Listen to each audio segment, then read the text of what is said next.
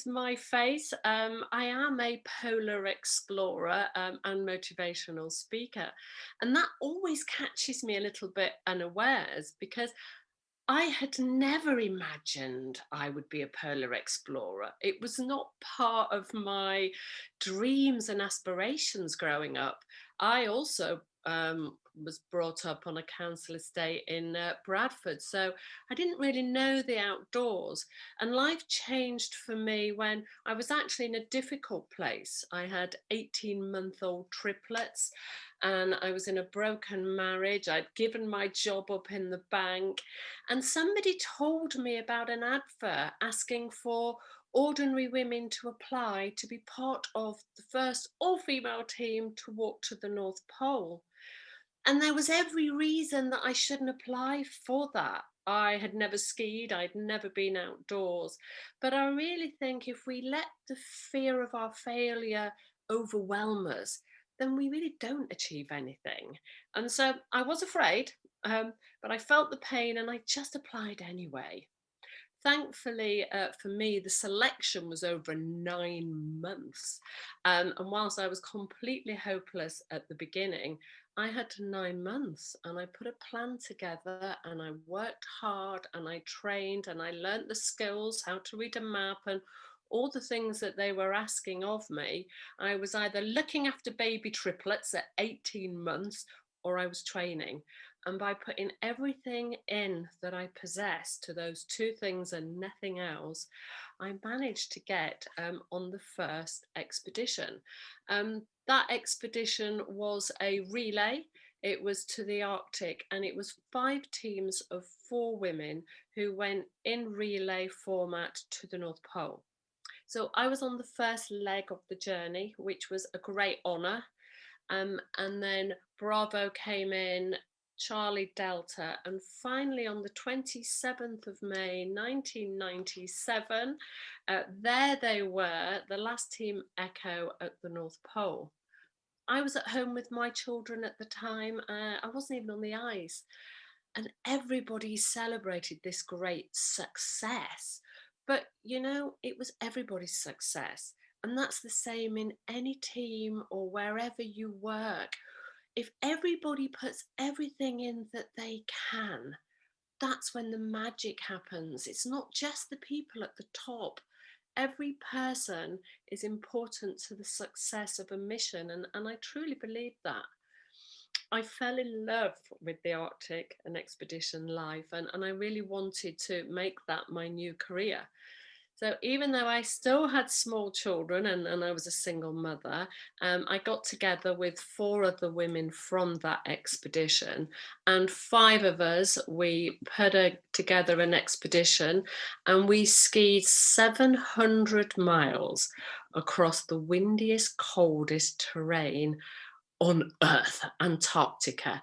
And we left from the edge and arrived at the South Pole for the millennium. We became the first British women team to ski to the South Pole. So it was an all women's team. But I had the dream in me, the big dream to put an expedition together to go from land to the North Pole. And I think if you don't believe in your vision, how can you expect anybody else to? And so I asked Pom Oliver and Caroline Hamilton if they would join me on this expedition. And in 2002, we left from Ellesmere Island in Canada to walk across a moving crust of ice to the North Pole. The temperatures I expected to be around -35, -40. For the first 27 days, temperatures were between -46 Celsius and -58. We had 3 storms.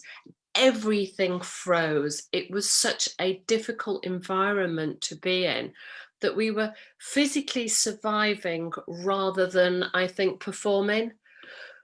But I'm also a believer that how you are and how you behave will affect the whole team. So again, I felt the pain of it, and there were times when I didn't think that we could keep going, but I just took a deep breath, thought of how me and my team would be, and I did it anyway.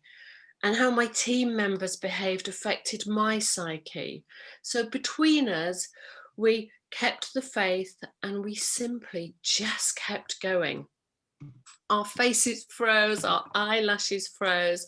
And as a team, we had to really take care of each other and look after each other. It wasn't about individuals. We had to check each other for frostbite. In a night, we got into the tent and we just had some small cookers that we boiled snow with, and it was freezing in there, absolutely freezing. We had some real major traumas. One night we put the ice up, sorry, one night we put the tent up and the ice broke all around us. It takes 2 days for a plane to get to you. So it was up to us to get out of this area that was cracking around the tent. That ice cliff appeared while we slept. The noise and the fear was huge. And again, we just had to suppress it, each do our own jobs and get us out of there. And by each of us trusting each other and doing what we were supposed to do, we got out. As soon as we got out, the wind picked up. We were quite traumatized. And so we thought, let's put the tent up and have some breakfast.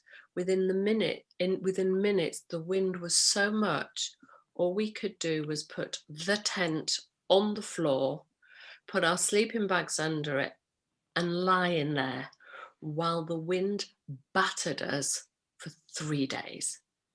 We couldn't do anything. We couldn't like cook it to get warm. We couldn't walk and get warm. We couldn't even hear each other speak. And we just had to believe it would end, because in really difficult times, you have to remember to control what you can and let go what you can't. We couldn't control the weather. We couldn't control the cold. All we could control was our minds. And so we lived through it. We controlled our minds. We shouted to each other occasionally, "Are you okay?" Caring. And in 3 days, the sun did come out, and so did we. And so we put our tent up, we took a day off, and we rethought everything we had to do.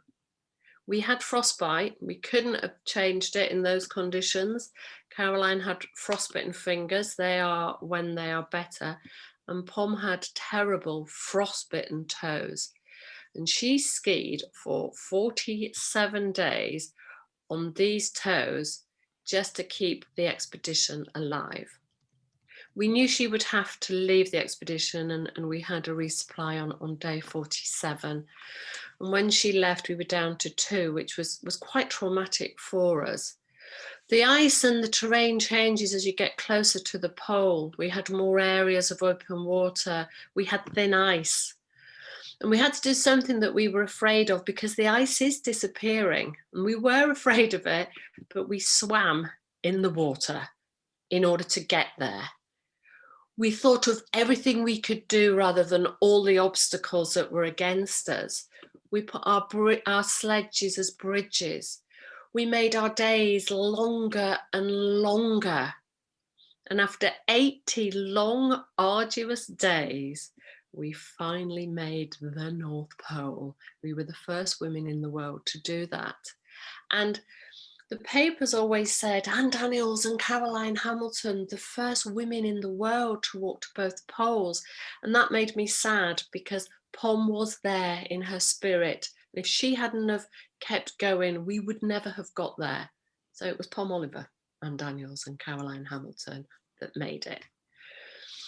And I kind of want to finish just quickly by talking about what you do when you've done world records and you've really enjoyed it. And well, I wanted to do something a little different. And so the earth that we live on is a magnificent environment. It's a fantastic place to live. And I began to love the Arctic. So luckily for me, a guy called Pen Haddo, who's an amazing explorer and fantastic leader, asked me to physically find the route. He was the leader for his Arctic survey. A guy called Martin Hartley took all the photographs so we could share what we found with as many people as possible and hopefully get people to engage with this planet that we live on. Every night, pen drilled through the ice. Every day, I found a route through the most difficult terrain.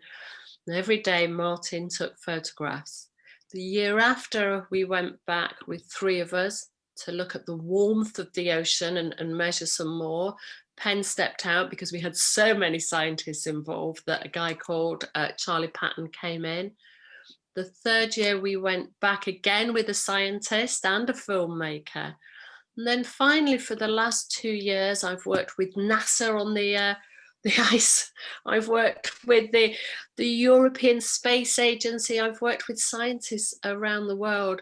And I've worked, if we're talking about women, I've worked as a woman, a mother, in a world of men, and I have also been accepted. I have my own mission from NASA, Mission Barneo, so I feel like I've really made it. And I would say all these things have happened because I took an opportunity. I didn't let the fear of failure stop me. I have led many expeditions, and I understand that to get a team together, you look after your team. You work with a changing environment. And if you all do your best for each other and for yourself, that's to me when the magic happens. So thank you for listening to my short story.